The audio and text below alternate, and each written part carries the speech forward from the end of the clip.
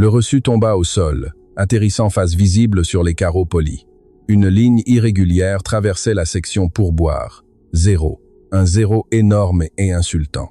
Tout le personnel du restaurant sourit avec malice, tandis que le milliardaire s'en allait laissant Marine, une mère célibataire en difficulté, avec rien d'autre qu'une table sale à nettoyer. Marine sentit les larmes lui piquer les yeux. Elle avait désespérément besoin de cet argent pour le médicament pour le cœur de son fils, mais alors qu'elle saisissait furieusement son assiette, quelque chose de mince et de blanc glissa de la porcelaine froide. Ce n'était pas de l'argent, c'était un mot manuscrit de 7 mots qui allait changer sa vie à jamais. Et l'homme qui l'avait laissé n'était pas seulement un client difficile, c'était un test que tous les autres avaient échoué. Si cette histoire vous captive déjà, n'oubliez pas de liker et de vous abonner à la chaîne pour plus d'histoires inspirantes. L'heure de pointe au Jardin Secret, l'un des restaurants français les plus prétentieux de Paris, était moins un service qu'un champ de bataille. Marine Dubois essuya une goutte de sueur de son front avec le dos de sa main, veillant à ne pas abîmer le maquillage qu'elle était obligée de porter. Ses pieds palpitaient dans ses chaussures noires antidérapantes bon marché,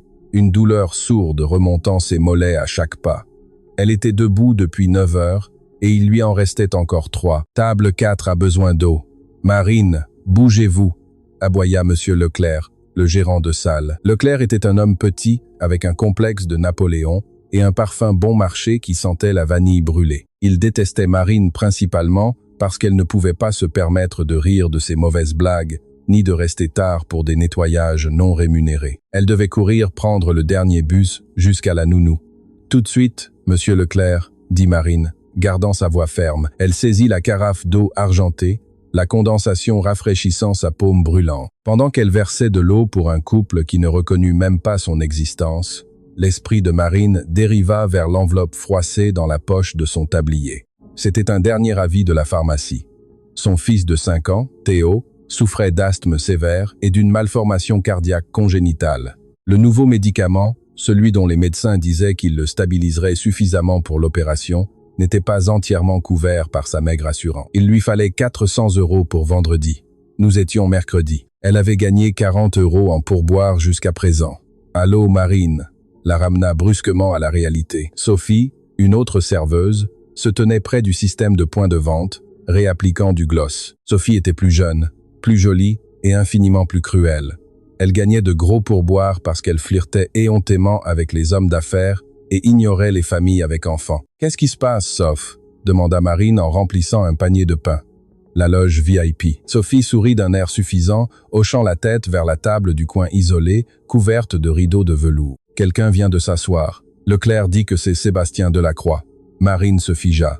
Tout le monde en ville connaissait le nom Sébastien Delacroix. C'était un magnat, un milliardaire qui avait fait fortune dans les acquisitions agressives de logiciels. Il était connu pour 2 choses, sa brillance et sa cruauté absolue.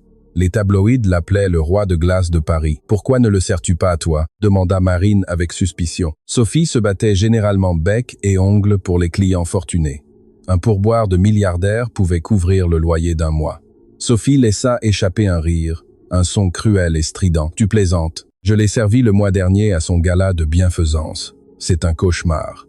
Il a renvoyé un steak 3 fois parce que les marques du grill étaient asymétriques. Il ne donne pas de pourboire, Marine. Il donne des leçons. Je ne vais pas supporter son attitude ce soir. J'ai la table des avocats ivres. C'est de l'argent facile. Toi, occupe-toi du roi de glace. » Sophie poussa le menu dans les mains de Marine et s'éloigna en se déhanchant. Marine regarda vers la loge du coin. Elle n'avait pas le choix. Si elle refusait une table, Leclerc la virait sur le champ et elle ne pouvait pas perdre ce travail. Pas avec la respiration de Théo qui empirait chaque nuit. Elle prit une profonde inspiration, lissa son tablier et se dirigea vers la loge. Sébastien Delacroix regardait son téléphone, son visage éclairé par la lumière bleue. Il était beau d'une manière sévère et intimidante. Il portait un costume anthracite qui coûtait probablement plus que ce que Marine gagnait en 1 an. Ses cheveux foncés étaient parfaitement coiffés et ses yeux, quand il la regarda enfin, étaient de la couleur de l'acier. Ils étaient froids, évaluateurs. « Bonsoir, monsieur », dit Marine forçant son sourire le plus professionnel. « Bienvenue au Jardin Secret. Mon nom est Marine et je serai à votre service ce soir. Puis-je commencer par de l'eau pétillante ?» Il l'interrompit, sa voix grave et dénuée de chaleur. « Température ambiante sans glace et une tranche de citron. » Mais je veux que vous enleviez la peau. Je ne veux pas l'amertume de l'huile dans l'eau. Marine cligna des yeux.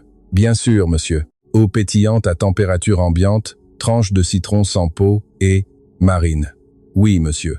Ne tardez pas trop. J'ai une conférence téléphonique dans 40 minutes et je déteste attendre. Je reviens tout de suite, dit-elle.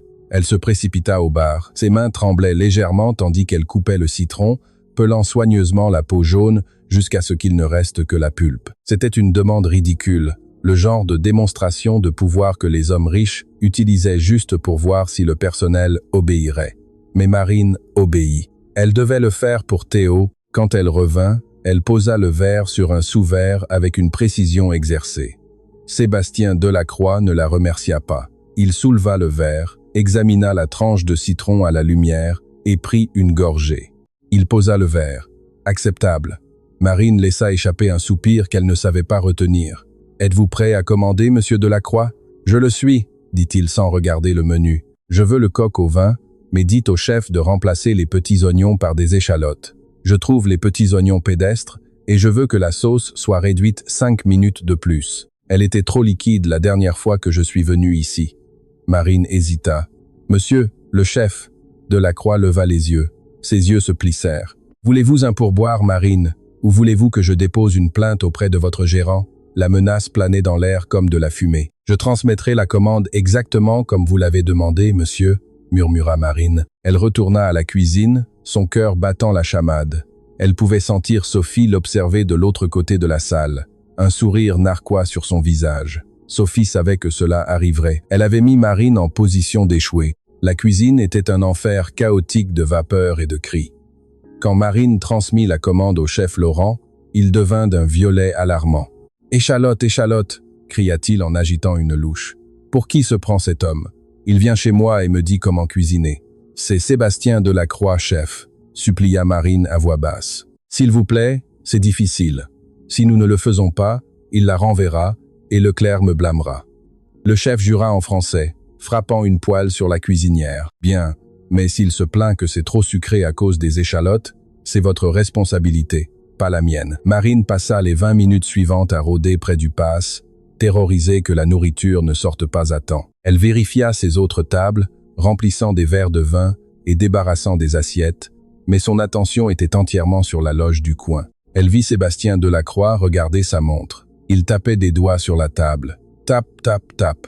Finalement, le plat fut « musique », prêt. Il avait l'air parfait. La sauce était épaisse et brillante, le poulet tendre. Marine le porta en balançant l'assiette chaude sur une serviette. « Bonsoir, monsieur Delacroix », dit-elle en le plaçant devant lui. Coq au vin aux échalotes, sauce extra réduite. Il ne la regarda pas, il leva sa fourchette et son couteau. Marine resta en arrière, attendant le verdict. Il prit une bouchée, mastiqua lentement, avala, posa sa fourchette. « C'est convenable, » dit-il. « Y a-t-il autre chose que je puisse vous apporter ?» demanda Marine. « Oui, » dit-il en la regardant enfin. « Une conversation. » Marine fut déconcertée. « Monsieur, je mange seul, » dit-il en désignant le siège vide en face de lui. « Et vous semblez sur le point de vous effondrer. Prenez un moment. Dites-moi, que fait une femme comme vous dans un endroit comme celui-ci? C'était un piège. Ça devait l'être. Le personnel était strictement interdit de fraterniser avec les clients. Si Leclerc la voyait discuter, elle serait réprimandée. « J'apprécie l'industrie des services, monsieur, » mentit-elle. « Ne me mentez pas, lâcha Delacroix, sa voix cinglante. Je peux détecter un mensonge à des kilomètres. Vous détestez être ici. Vous détestez le gérant. J'ai vu la façon dont il vous a regardé. Vous détestez les chaussures que vous portez. Alors, pourquoi êtes-vous ici? Pourquoi supportez-vous cet abus ?» Marine regarda autour d'elle. Leclerc était dans le bureau. Sophie était occupée avec les avocats. « J'ai un fils, » dit Marine, sa voix tombant à un murmure. La vérité s'est déversée avant qu'elle ne puisse l'arrêter. Il a 5 ans. Son nom est Théo. Il est malade, très malade. L'assurance ne couvre pas son nouveau médicament et le loyer dans cette ville a augmenté de 20% au cours de la dernière année. Je travaille ici parce que les pourboires sont généralement bons et j'ai besoin de chaque centime pour le maintenir en vie. Elle s'arrêta, horrifiée. Elle en avait trop dit. Les clients ne voulaient pas entendre d'histoires tristes. Ils voulaient manger leur poulet cher en paix. Delacroix la regarda fixement. Son expression ne s'adoucit pas. Si quelque chose, il avait l'air plus critique. « Alors, vous êtes un cas de charité ?» dit-il froidement. Marine sentit comme s'il l'avait giflé. « Excusez-moi, vous travaillez dur, c'est sûr, dit Delacroix en levant sa coupe de vin. Mais vous vous noyez. Pensez-vous que servir de la nourriture à des gens riches va sauver votre fils? Vous fiez-vous à la bonté des étrangers? C'est une piètre stratégie, Marine. En affaires, compter sur la chance est une garantie d'échec. Les larmes lui piquèrent les yeux. La cruauté était inutile. Elle ne demandait pas l'aumône. Elle faisait un double service avec une cheville foulée. « Je ne compte pas sur la chance, monsieur, » dit Marine, sa voix tremblant de colère contenue. « Je compte sur mes propres mains. J'ai 2 emplois. Je dors 4 heures par nuit. Je fais ce qu'il faut. Maintenant, si vous voulez bien m'excuser, j'ai d'autres tables à servir. » Elle se retourna et s'éloigna avant qu'il ne puisse voir la première larme tomber. Elle se cacha à la station de service pendant 1 minute entière, respirant profondément, essayant de se ressaisir. « Ne pleure pas, ne le laisse pas gagner. Prends juste l'addition, le pourboire et rentre à la maison avec Théo. » Quand elle revint dans la salle, 10 minutes plus tard, Sébastien Delacroix était parti. La table était vide, l'assiette était propre, elle se dépêcha. Le porte-addition en cuir était au centre de la table. Elle l'ouvrit, son cœur martelant. L'addition s'élevait à 185,50 €. Ses yeux balayèrent le reçu de carte de crédit. Sous-total, 155,50 €. Pourboire 0 €. Total 155,50 €. Il avait tracé une ligne à travers la section pourboire, une ligne dure et sombre. Marine le regarda fixement. La salle sembla tourner. 0. Après le citron sans peau, les échalotes, les insultes, l'interrogatoire sur sa vie, il n'avait rien laissé. Aïe. La voix de Sophie vint de derrière. Marine se retourna pour voir sa rivale penchée sur son épaule. « Je te l'avais dit, non ?» Le roi de Glace frappe encore. 0 pourboire sur une addition de 200 €. C'est brutal, même pour lui. Il n'a rien laissé, murmura Marine, ses mains tremblantes. Ce pourboire aurait dû être d'au moins 30 €. C'était l'inhalateur de Théo. C'était de la nourriture pour 3 jours. « Eh bien, nettoie la table !» cria Leclerc depuis le devant du restaurant. « Nous avons un groupe de 400 réservations qui attend. Bouge-toi, Dubois. » Marine ravala le nœud dans sa gorge. Elle ressentit un mélange d'humiliation et de pure rage brûlante. Elle voulait crier, elle voulait poursuivre Sébastien Delacroix jusqu'au parking et lui jeter le reçu au visage. Mais elle ne pouvait pas. Elle n'était qu'une serveuse. Il était un milliardaire. Elle saisit un plateau et se dirigea. Retour à la table, empila l'assiette avec colère, saisit la serviette qu'il avait utilisée pour s'essuyer la bouche, et c'est alors qu'elle le vit, sous l'assiette de présentation, la grande assiette décorative sur laquelle l'assiette est posée, il y avait quelque chose de blanc. Ce n'était pas une serviette, c'était un morceau de papier épais et cher plié. « Présentez-vous à l'entrepôt du quai de Grenelle à minuit. Venez seul. SD. » Marine fixa les mots.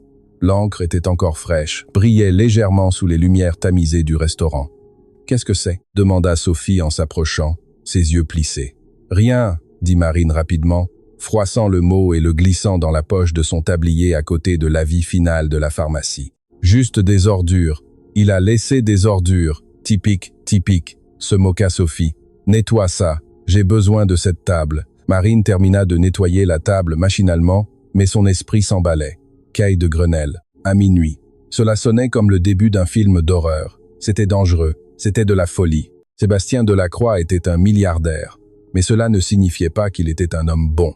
Pourquoi voudrait-il qu'elle aille à un entrepôt au milieu de la nuit? Mais ensuite, elle se rappela ces mots. « Vous fiez-vous à la bonté des étrangers? C'est une piètre stratégie. » Et elle se rappela le 0 sur le reçu. Peu, être qu'il se moquait d'elle. Peu, être qu'il voulait l'humilier davantage. Ou peu, être juste. Peu, être que c'était la stratégie dont il parlait. Elle toucha sa poche, sentit le contour de l'ordonnance de la pharmacie. Elle pensa à la toux sifflante de Théo quand elle l'avait embrassé pour lui dire « au revoir ». Ce matin-là, elle regarda l'horloge murale. Il était 22h45. Son service se terminait à 23 h. Elle avait une décision à prendre. Rentrer à la maison, accepter la défaite et supplier le pharmacien une prolongation demain ou aller au quai de Grenelle et voir ce que le Marine Dubois détacha son tablier. Elle n'avait jamais été joueuse, mais pour Théo, elle irait en enfer. Le front de mer de Paris à minuit était un monde différent de l'intérieur poli du jardin secret. Le brouillard roulait depuis la Seine, épais et sentant la saumure, et le carburant diesel. Marine serra son manteau fin autour de ses épaules. Elle avait pris 2 bus pour arriver ici, et la marche depuis l'arrêt le plus proche avait pris 20 minutes à travers un quartier d'entrepôt qui semblait abandonné et menaçant. Le quai de Grenelle était une structure massive de tôles ondulées et de béton. Une seule lumière de projecteur éclairait une porte latérale. Un SUV noir aux vitres teintées était garé à côté. Le moteur tournait silencieusement. Marine vérifia son téléphone. 23h58. « Je dois être folle », murmura-t-elle pour elle-même. Ses pieds palpitaient encore de son service.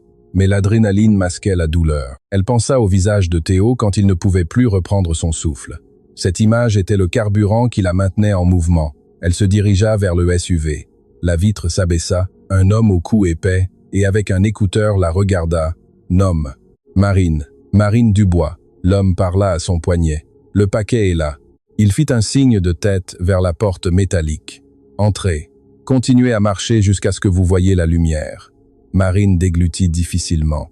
Elle poussa la lourde porte en acier. À l'intérieur, l'entrepôt était caverneux. Il était rempli de rangées de conteneurs d'expédition empilés sur 3 niveaux. L'air était froid. Au centre du vaste espace, sous une rangée de lumières industrielles suspendues, il y avait une table pliante et 2 chaises. Sébastien Delacroix était assis là.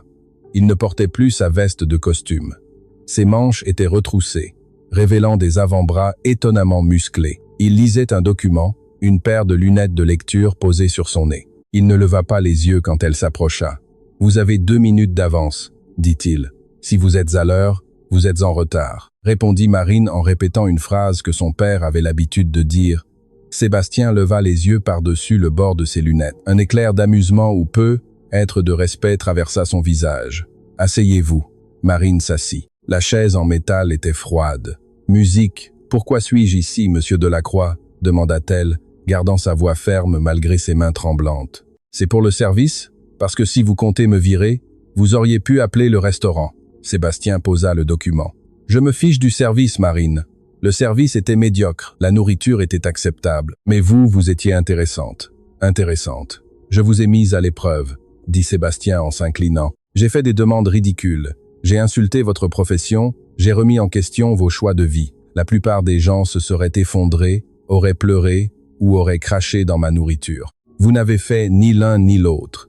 Vous avez exécuté la tâche avec précision, malgré votre colère évidente. » Il tendit la main dans une mallette sur le sol et en sortit une pile de papier. Il les frappa sur la table. « Ceci, » dit-il en tapotant la pile, « c'est le manifeste d'expédition de ma division logistique du dernier trimestre. Nous perdons de l'argent, des sommes importantes. Mon conseil d'administration dit que c'est une fluctuation du marché.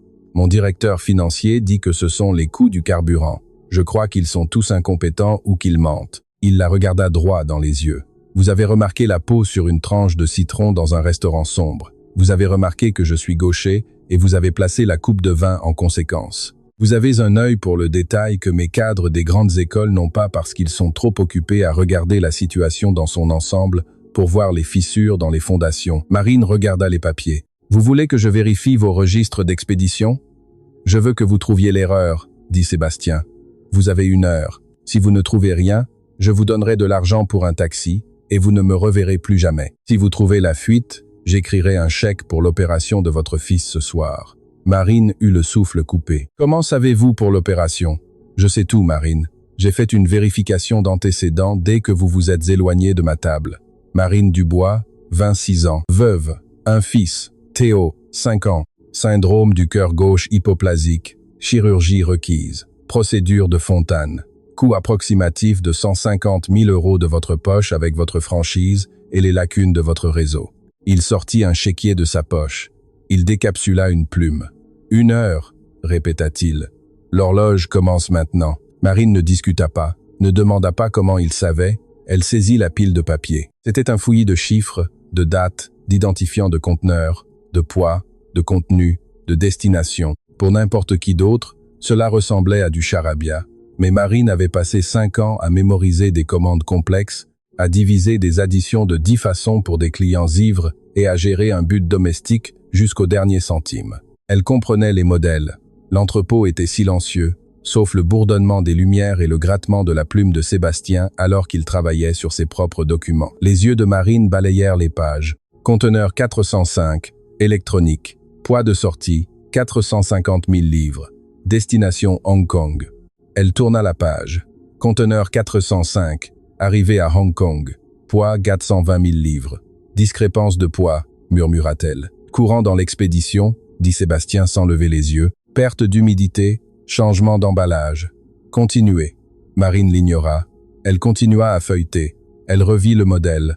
Conteneur 612. Textile de luxe. Poids de sortie 2000 livres. Poids d'arrivée 850 livres. C'était toujours les envois de grande valeur et c'était toujours une perte d'exactement 5 à 7%. Assez petit pour être annulé comme perte ou erreur, mais constant. Elle regarda les dates. Chaque envoi avec discrépance était signé par le même superviseur de chargement au port d'origine. Une signature qui ressemblait à un M dentelé. « Qui est M ?» demanda Marine. Sébastien cessa d'écrire. « Regardez les dates », dit Marine. Sa voix, gagnant en confiance. Elle tourna les papiers et désigna 4 octobre, manquant signé par Monsieur 12 octobre, manquant signé par Monsieur 1 novembre, manquant signé par Monsieur... Mais regardez les envois entre deux. 8 octobre signé par JR, sans manquant. Le poids est exact. Elle saisit une calculatrice sur la table. Elle n'avait même pas remarqué qu'elle était là et tapa les chiffres. La perte moyenne sur les envois de M est de 2%. C'est constant. Ce n'est pas un accident. Quelqu'un vole dans les conteneurs de grande valeur avant qu'ils ne soient scellés, puis falsifie les registres de poids initial pour qu'ils semblent plus légers au départ. Mais la balance automatique de la grue crée un enregistrement secondaire. Elle désigna une colonne à l'extrême droite. Le poids de la grue correspond au poids lourd. Le registre du superviseur correspond au poids léger. La différence est volée avant d'arriver au bateau. Sébastien regarda le papier, traça la ligne avec son doigt, regarda le poids de la grue, puis le registre du superviseur. Ses yeux se plissèrent en fente dangereuse. « Marc, murmura-t-il. Marc Duval, mon beau-frère. » Le silence dans l'entrepôt était assourdissant. Marine venait d'accuser le membre de la famille du milliardaire de vol. Elle retira sa main, soudainement terrifiée. « Je pourrais me tromper, balbutia-t-elle. Je ne suis qu'une serveuse. Je ne sais pas comment fonctionne l'expédition. » Sébastien se leva, contourna la table, la surplomba, son ombre s'étirant longuement sur le sol de béton. Marine se prépara à ce qu'il crie, à ce qu'ils lui disent qu'elle était folle. Au lieu de cela, il tendit la main et souleva le chéquier. Il écrivit rapidement, arracha le chèque d'un déchirement net et le lui tendit. Marine le prit. Ses mains tremblaient tellement que le papier claquait, payé à l'ordre de Marine Dubois, montant 2000 €. Elle allaita. « Monsieur Delacroix, c'est... Je ne peux pas.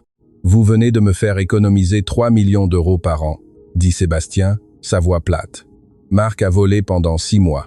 Mes auditeurs l'ont manqué parce qu'ils cherchaient des erreurs de transactions financières, pas des discrépances de poids physique. Vous l'avez vu en 20 minutes. Il s'appuya contre la table, croisant les bras. « J'ai une proposition pour vous, Marine. » Marine leva les yeux du chèque, des larmes coulant sur son visage. « Vous avez déjà fait assez. Ça sauve la vie de Théo. Ça résout votre problème d'aujourd'hui, » corrigea Sébastien. « Mais qu'en est-il de demain? Qu'en est-il de sa convalescence? Qu'en est-il de son éducation? Qu'en est-il de votre avenir? Vous retournez au jardin secret et servez de la soupe à des snobs ingrats pour un salaire minimum. Je fais ce que je dois faire, dit-elle. Arrêtez de faire ce que vous devez faire et commencez à faire ce pour quoi vous êtes né, dit Sébastien intensément. J'ai besoin de quelqu'un comme vous, quelqu'un qui ne fait pas partie de mon monde, quelqu'un qui n'est pas aveuglé par la cupidité ou la loyauté envers ma famille. Je suis entouré de requins, Marine, et j'ai besoin d'un rémora, d'une nettoyeuse. Une nettoyeuse. Je veux vous embaucher officiellement. Vous serez mon assistante exécutive. Officieusement, vous serez mes yeux. Vous assisterez à des réunions, des dîners, des galas. Vous observerez, vous écouterez et vous me direz ce que je manque. Vous trouverez la peau de citron dans mon entreprise. Je ne connais rien aux affaires, protesta Marine. Je peux vous enseigner les affaires. Je ne peux pas enseigner l'instinct. Il tendit sa main. Le salaire est d'250 000 par an.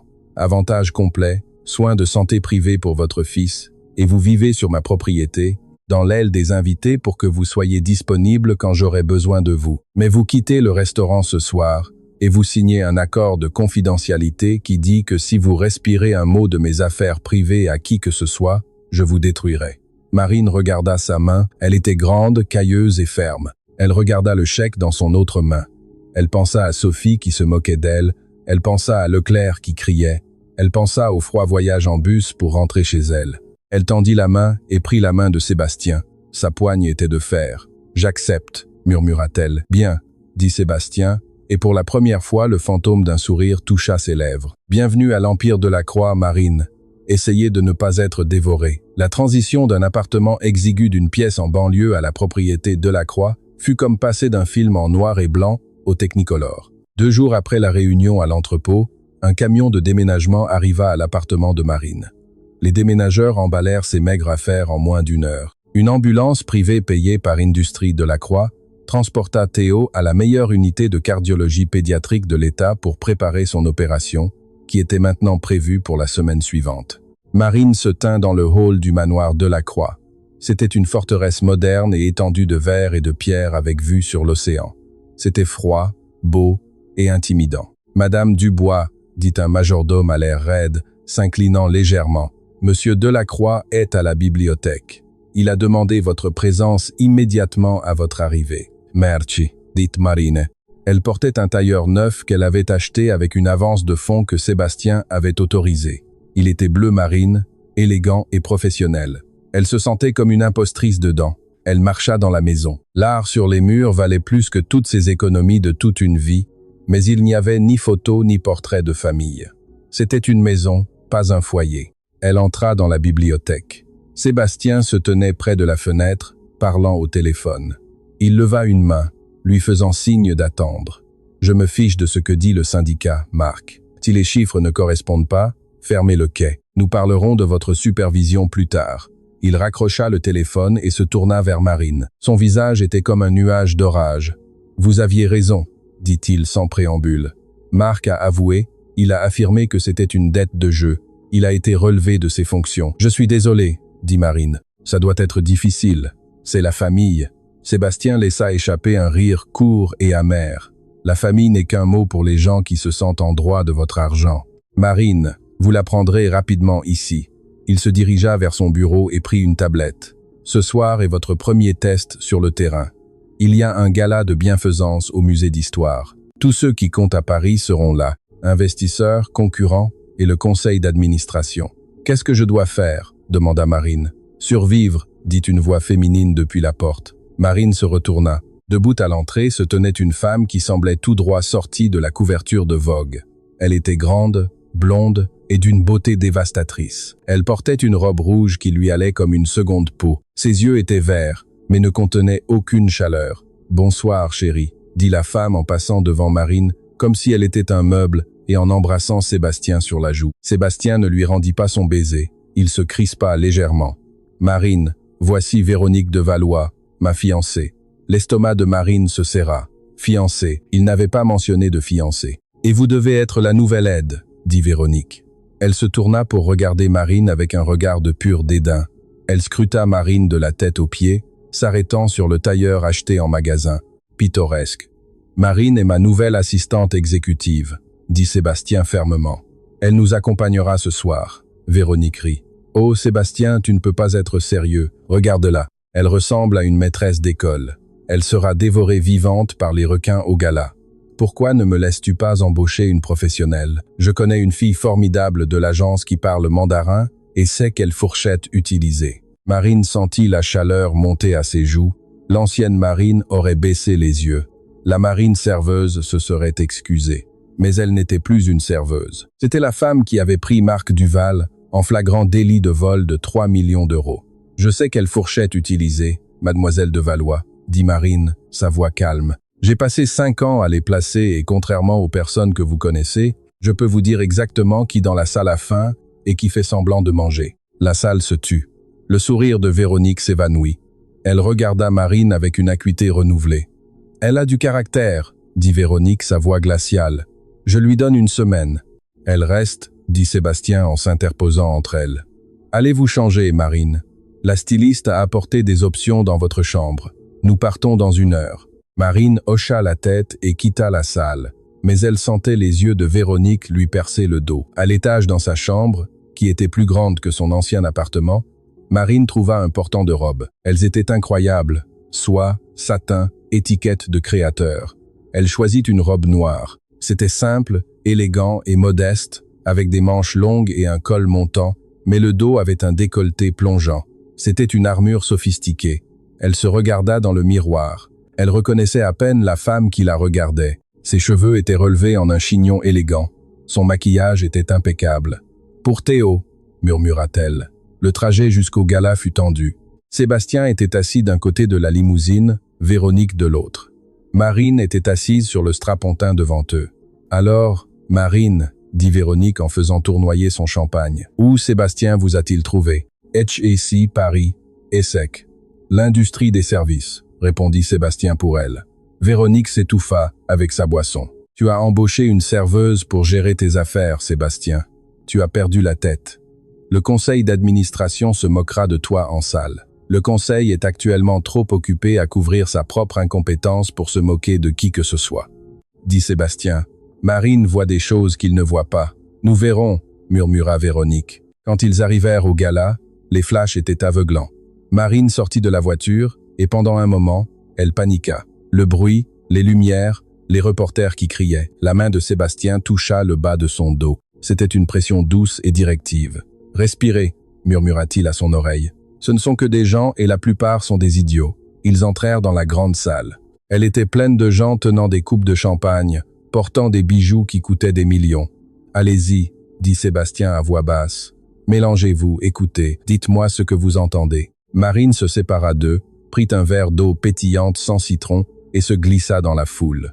Elle devint invisible, une compétence qu'elle avait perfectionnée en tant que serveuse. Elle se tint près de groupes d'hommes en smoking, faisant semblant d'admirer les expositions tout en écoutant leurs conversations. Les actions de Delacroix vont prendre un coup quand la nouvelle de la fusion éclatera. J'ai entendu dire qu'il virait Duval. Des problèmes au paradis. Véronique fait pression pour le vote le mois prochain. Elle veut la présidence. Marine se figea.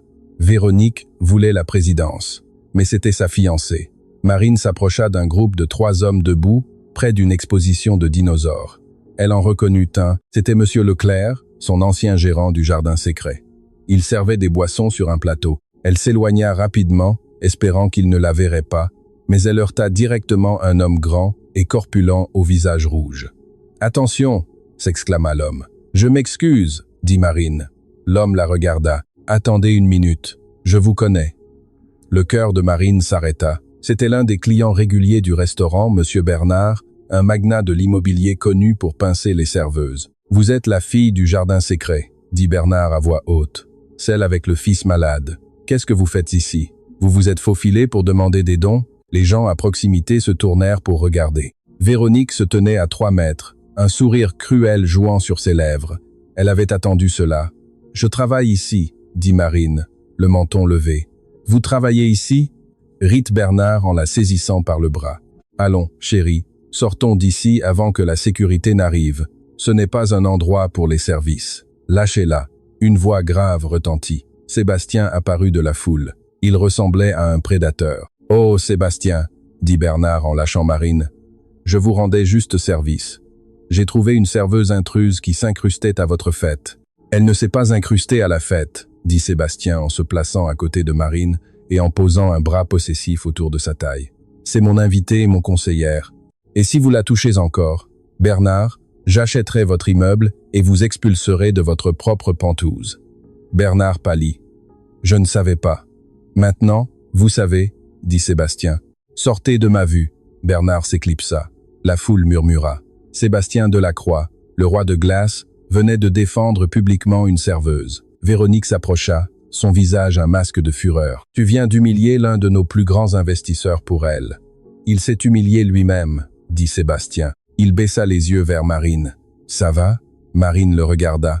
Son cœur s'emballait, mais ce n'était plus de la peur, c'était autre chose, quelque chose de dangereux. « Ça va, » dit-elle, « mais j'ai une information. »« Dites, Véronique, » dit Marine en regardant la femme blonde droit dans les yeux.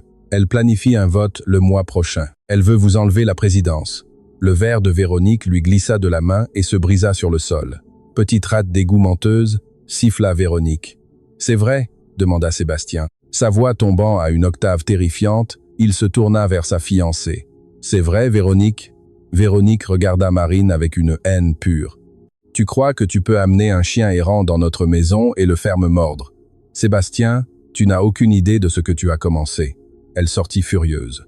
Sébastien se tourna vers Marine. Il semblait impressionné et être excité. L'intensité dans ses yeux était accablante. « Vous écoutez vraiment tout, » murmura-t-il. « Je vous l'avais dit, » dit Marine, sa voix tremblant légèrement. « Je sais qui a faim. »« Et Véronique, elle a faim, » dit Marine. « Elle veut votre empire, Sébastien, et elle va utiliser votre beau-frère Marc pour l'obtenir. » Sébastien regarda la foule. « Alors nous avons une guerre à mener. » Marine prit sa main, non pas comme un patron, mais comme un partenaire. « Êtes-vous prête ?» Marine pensa à Théo en sécurité à l'hôpital privé. Elle pensa au pourboire de 0. Elle pensa à la vie qu'elle avait laissée derrière elle. Elle serra sa main. « Je suis prête. » Pendant 3 semaines, Marine vécut dans un rêve. L'opération de Théo fut un succès complet et pour la première fois de sa vie, ses joues avaient une couleur rosée. Marine s'épanouissait chez Industries Delacroix. Elle n'était pas seulement une assistante, elle devenait la main droite de Sébastien. Elle siégeait à des négociations, détectant les PDG qui bluffaient à cause de leur tic nerveux. Elle réorganisa les systèmes de classement, trouvant des inefficacités qui économisaient à l'entreprise des milliers d'euros chaque jour. Et bien qu'aucun des deux ne le dise à voix haute, elle et Sébastien se rapprochaient. Les longues nuits au bureau se transformaient en dîners partagés de plats à emporter où ils parlaient de livres, de philosophie et de Théo. Marine vit l'homme derrière le milliardaire, solitaire, prudent, mais désespéré d'une connexion réelle. Mais dans l'ombre, Véronique de Valois attendait. C'était un mardi matin, le jour du vote du conseil d'administration sur la fusion avec OVNIcorp, un accord qui cimenterait l'héritage de Sébastien. Si la fusion échouait, les actions s'effondreraient et le conseil aurait des raisons de le destituer de son poste de PDG, ouvrant la voie à un nouveau président. Marine entra dans le bureau de Sébastien, portant son café noir, 2 sucres, sans crème. Elle avait appris qu'il avait une faiblesse pour le sucré. 2 gardes de sécurité se tenaient près de son bureau. Véronique était également là, tenant une tablette, un air de fausse sympathie sur son visage. Sébastien se tenait près de la fenêtre, le dos tourné à la pièce. L'air était si froid qu'il faisait mal à respirer. « Monsieur Delacroix ?» demanda Marine, son estomac se nouant. « Est-ce que tout va bien ?» Sébastien se retourna. Ses yeux n'étaient plus l'acier chaleureux qu'ils étaient devenus. Ils étaient de nouveau de glace. Glace sombre et implacable. « Tu pensais que je ne le découvrirais pas ?» demanda-t-il à voix basse. « Découvrir quoi ?» Marine posa le café, ses mains tremblantes. « Ne fais pas l'innocente, Marine », ronronna Véronique en avançant. « Nous savons pour le transfert. Les fichiers que tu as envoyés à OVNIcorp la nuit dernière, les détails de la fusion, le prix de l'offre, tout. » La bouche de Marine s'ouvrit. « Quoi ? Je n'ai rien envoyé. Je n'ai même pas accès au serveur d'OVNIcorp. Tu as utilisé ma connexion, dit Sébastien, sa voix brisée par une rage contenue. Tu t'es connecté depuis ton adresse IP dans l'aile des invités. Envoyé à une boîte aux lettres sécurisée à 3 heures du matin, il jeta une pile de photos sur le bureau. « Qui est-ce » exigea Sébastien. « Le représentant d'ONCR. » Marine regarda la photo. « Ça, dit-elle en ajustant ses lunettes. C'est mon cousin Michel. Il me ramenait un siège auto que je lui avais prêté. Une histoire bien commode, se moqua Véronique. Comme l'histoire du fils malade. Vous êtes une arnaqueuse, Marine. Nous avons vérifié. Nous avons vérifié votre compte bancaire. On vous a transféré 50 000 € ce matin depuis une société écran offshore. Non, cria Marine, les larmes aux yeux. Je n'ai pas fait ça. Vous devez me croire, Sébastien. Véronique me tend un piège. Elle veut la présidence. Assez. Sébastien frappa sa main sur le bureau. Le son résonna comme un coup de feu. Il regarda Marine et la douleur dans ses yeux était dévastatrice. Je t'ai fait confiance.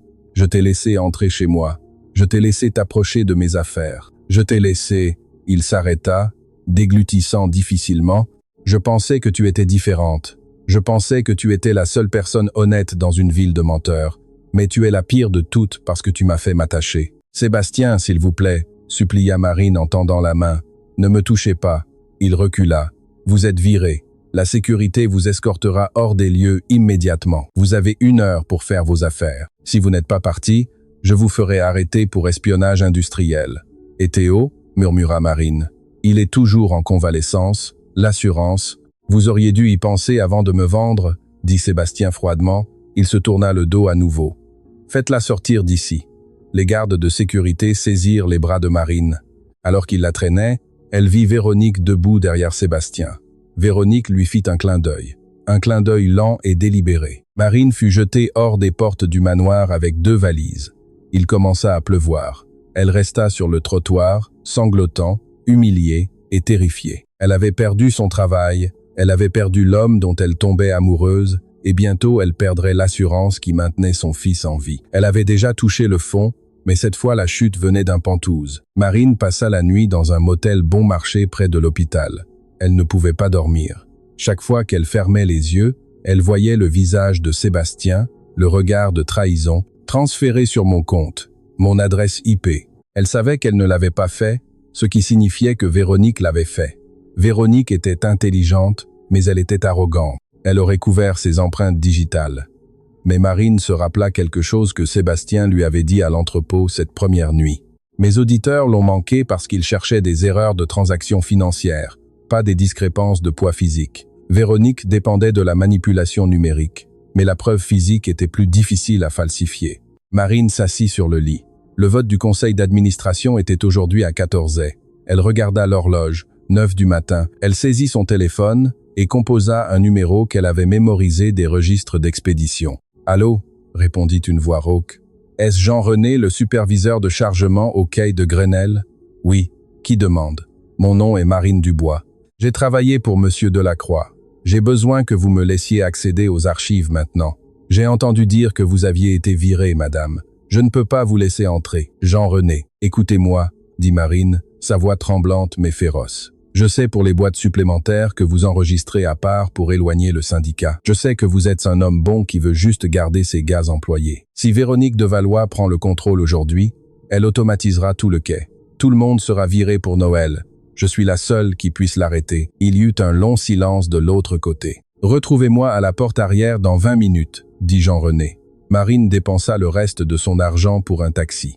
Quand elle arriva à l'entrepôt, Jean-René la laissa entrer. Il avait l'air fatigué. « Les archives sont au sous-sol, dit-il.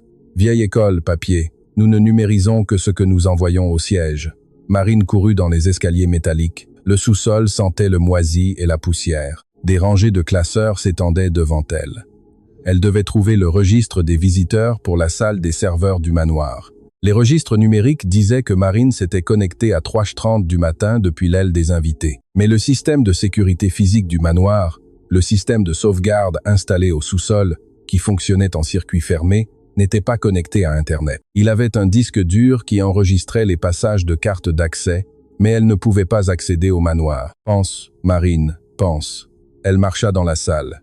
Véronique l'avait piégée pour avoir envoyé des fichiers à OVNIcorp. Le transfert avait eu lieu à 3h30 du matin. Marine commença à sortir des dossiers liés au rapport de dépenses de Véronique. Sébastien lui avait donné accès à tout il y a des semaines, et Marine avait fait des photocopies de documents suspects pour étudier plus tard, une habitude de ses jours de coupon. Elle avait toujours son carnet dans son sac. Elle feuilleta les pages. Véronique affirmait qu'elle était à New York la semaine dernière, mais voici un reçu d'un service de messagerie privée à Paris le même jour. Destination, bureau d'Omnicorp, expéditeur de Valois. Contenu, disque dur. Marine se figea. Véronique n'avait pas envoyé les fichiers numériquement du tout. Elle avait physiquement envoyé un disque dur il y a des semaines pour établir l'accord. Puis, elle avait simulé le transfert numérique la nuit dernière pour piéger Marine. Mais Marine avait besoin de la preuve que c'était Véronique qui avait autorisé le virement bancaire sur le compte de Marine. Elle regarda le document de virement bancaire. Le garde de sécurité lui avait donné une copie dans ses papiers de licenciement. La signature autorisée était numérique, celle de Delacroix, mais l'horodatage de l'autorisation était 4h15 du matin. Marine regarda les registres d'expédition de l'entrepôt sur le bureau. À 4h15 du matin ce matin, le système montrait une connexion depuis le yacht Delacroix, qui était amarré au port. Sébastien était au lit à 4h15 du matin. Marine le savait car elle avait vu sa lumière s'éteindre à minuit depuis sa fenêtre. Véronique, cependant, avait séjourné sur le yacht pendant que sa maison de ville était en rénovation. Marine saisit les papiers. Elle avait le reçu de messagerie qui prouvait que Véronique avait envoyé des données à Omnicorp. Elle avait les données de localisation qui prouvaient que le virement bancaire provenait du yacht. C'était circonstanciel, mais c'était suffisant pour créer le doute. Elle regarda sa montre. 13h15. Le vote commençait dans 45 minutes. « Jean-René, j'ai besoin que vous me conduisiez, dit Marine en courant dans les escaliers. « Où » à la tour Delacroix et conduisez vite. La salle du conseil d'administration d'industrie Delacroix était une boîte de verre dans le ciel. 12 hommes et femmes en costume étaient assis autour d'une table en acajou. Sébastien était assis à la tête, ressemblant à un homme qui n'avait pas dormi depuis une semaine. Son visage était gris. Véronique était assise à sa droite, rayonnante dans un tailleur blanc. La violation de sécurité par l'ex-assistante de M. Delacroix a compromis la fusion avec OVNIcorp, dit Véronique doucement. OVNIcorp s'est retiré car nos données internes ne sont plus sécurisées. Les actions ont chuté de 12% ce matin. Les membres du conseil murmurèrent anxieusement. Cela montre un manque de jugement de la part du PDG, continua Véronique en posant une main sur la table. Sébastien est brillant, mais il est émotionnellement compromis. Il a laissé une arnaqueuse entrer dans notre cercle intime. Nous avons besoin de stabilité. Nous avons besoin d'un leadership qui ne soit pas distrait par des cas de charité.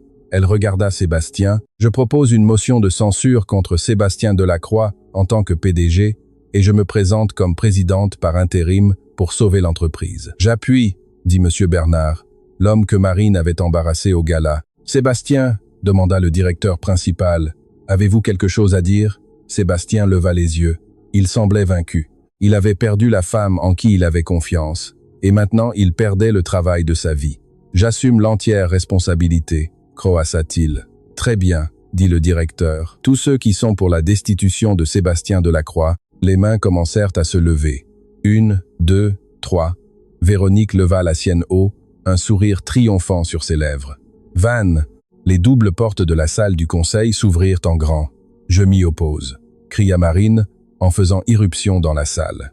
Ses cheveux étaient emmêlés par la pluie, ses vêtements étaient froissés, et elle était à bout de souffle. 2 gardes de sécurité la poursuivaient. « Sortez-la » piailla Véronique en se levant. « C'est une criminelle. »« Je ne suis pas la criminelle » cria Marine en évitant un garde. Elle jeta la pile de papier sur la table d'acajou. Ils glissèrent sur la surface polie et s'arrêtèrent juste devant Sébastien. « Sébastien » Marine se leva, confus. « Qu'est-ce que vous faites ?»« Regardez les papiers, Sébastien » supplia Marine, ignorant le garde qui lui agrippait le bras. Le reçu de messagerie. Véronique a envoyé le disque dur à OVNIcorp il y a 2 semaines. Elle n'a pas utilisé le réseau la nuit dernière, elle a utilisé un messager physique pour ne pas être repérée par votre service informatique. Sébastien baissa les yeux, vit le reçu. Expéditeur de Valois. Et le virement bancaire, cria Marine tandis que le garde commençait à la traîner en arrière. L'argent envoyé sur mon compte, autorisé à 4h15 du matin. Regardez l'adresse IP. Il venait du Sea Star, le yacht. Qui dort sur le yacht? Sébastien. Vous étiez au manoir. J'étais dans l'aile des invités. Sébastien se figea. La réalisation le frappa comme un coup physique. Il regarda les papiers, regarda l'horodatage. Attendez, ordonna Sébastien aux gardes. Sa voix était de nouveau la voix du roi de glace. Lâchez-la. Les gardes relâchèrent Marine. Elle se frotta les bras, allettante. Sébastien souleva les papiers, les lut lentement, puis se tourna vers Véronique. Véronique était pâle. C'est un faux, balbutia-t-elle. Elle l'a falsifié. Elle est désespérée. Ce reçu de messagerie a un numéro de suivi, dit Sébastien à voix basse. Il sortit son téléphone et le composa. Livré au service juridique d'OVNIcorp, signé par Jean Dupont, chef des acquisitions. Il leva les yeux. La salle était dans un silence de mort. Vous avez saboté la fusion, dit Sébastien, sa voix s'élevant. Vous avez vendu nos secrets. Vous avez piégé Marine. Vous avez volé 50 000 € de l'argent de l'entreprise pour que cela ressemble à un pot de vin. Je l'ai fait pour nous, cria Véronique, son masque glissant. Tu t'adoucissais, Sébastien. Tu l'écoutais, elle, une serveuse. Tu allais ruiner l'entreprise avec tes décisions sentimentales. Je devais la sauver. Tu ne l'as pas sauvée, dit Sébastien en marchant vers elle. Tu viens de commettre une fraude fédérale et je crois que M. Bernard vient d'appuyer une motion dirigée par une délinquante. C'est correct, Bernard. Bernard devint rouge vif. Je retire mon soutien. Je n'avais aucune idée. Sébastien désigna la porte. Sortez, Véronique. La police vous attend dans le hall. Je les ai appelés au moment où Marine a mentionné le yacht. J'ai toujours su que vous étiez ambitieuse, mais je n'aurais jamais pensé que vous étiez stupide. Véronique regarda autour de la salle. Personne ne la regarderait dans les yeux. Elle saisit son sac à main et sortit furieuse, bousculant Marine au passage. La salle redevint silencieuse. Sébastien se tourna vers le conseil. La motion est morte, La fusion est morte. Mais j'ai un nouveau plan de restructuration, commençant par la destitution de tous ceux qui ont voté contre moi aujourd'hui. Il regarda les membres du conseil qui avaient levé leurs mains. Ils semblaient terrifiés. Réunion ajournée, dit Sébastien. Les directeurs s'enfuirent de la salle comme des rats quittant un navire en perdition. Finalement, il ne resta que Sébastien et Marine. Marine resta près de la porte, serrant son sac. « Je devrais y aller, je voulais juste laver mon nom. »« Marine, attendez. » Sébastien contourna la table. Il s'arrêta devant elle. Il semblait fatigué, mais pour la première fois depuis des jours, ses yeux étaient chaleureux. « Vous êtes revenu, dit-il. Après que je vous ai viré, après que je vous ai humilié, après que je vous ai jeté sous la pluie, vous êtes revenu pour me sauver. Je ne l'ai pas fait pour vous, dit Marine, sa voix tremblant. Je l'ai fait parce que c'était la vérité et parce que personne ne mérite d'être trahi par les gens en qui il a confiance. Sébastien se recroquevilla. Je suis tellement désolé, Marine. J'ai été un idiot. J'ai laissé mon passé, ma peur d'être utilisé, m'aveugler à la personne qui se tenait juste devant moi. Il mit la main dans sa poche. Marine se recroquevilla, s'attendant à ce qu'il sorte de nouveau un chéquier pour la payer. Au lieu de cela, il sortit le reçu froissé du jardin secret, celui avec le pourboire de « J'ai gardé ça », dit-il. « Savez-vous pourquoi j'ai laissé 0 ?» Marine secoua la tête. « Parce qu'un pourboire est pour un serviteur, dit Sébastien, et je me suis rendu compte cette nuit-là que vous n'étiez pas une servante. Vous étiez une égale. Je ne voulais pas vous payer pour votre service. Je voulais vous offrir un partenariat. Sauf que je ne savais pas comment demander sans vous mettre à l'épreuve. » Il fit un pas de plus. « Je ne veux pas une assistante exécutive, Marine. Je veux une associée, une vraie. Je veux que vous soyez la directrice des opérations d'industrie de la Croix. J'ai besoin de quelqu'un qui vérifie le poids des conteneurs d'expédition. Quelqu'un qui remarque la peau de citron. Quelqu'un qui n'a pas peur de faire irruption dans une salle de conseil pour faire ce qui est juste. » Marine le regarda fixement. « Directrice des opérations. Sébastien, je n'ai pas de diplôme. » « Avez-vous quelque chose de mieux ?» dit Sébastien en prenant sa main. « Vous avez de l'intégrité et vous avez mon cœur. Oui, si vous le voulez. » Les larmes roulèrent sur les joues de Marine. « Et le pourboire de 0 ?» plaisanta-t-elle entre ses larmes. « Vous me devez toujours 18%. » Sébastien sourit. Un sourire authentique et éblouissant. « Je pense que je peux faire mieux que 18%. Que diriez-vous de 50% de tout ?» Il l'embrassa. Ce n'était pas un baiser de cinéma, c'était désespéré et réel. Une promesse scellée non pas par un contrat, mais par un toucher. Et c'est l'histoire de la façon dont Marine Dubois a transformé un pourboire humiliant de 0 en un empire milliardaire. Elle a prouvé que votre valeur n'est pas définie par le tablier que vous portez ou la voiture que vous conduisez, mais par votre intégrité, votre intelligence et votre résilience. Sébastien a appris que la confiance est la monnaie la plus chère du monde.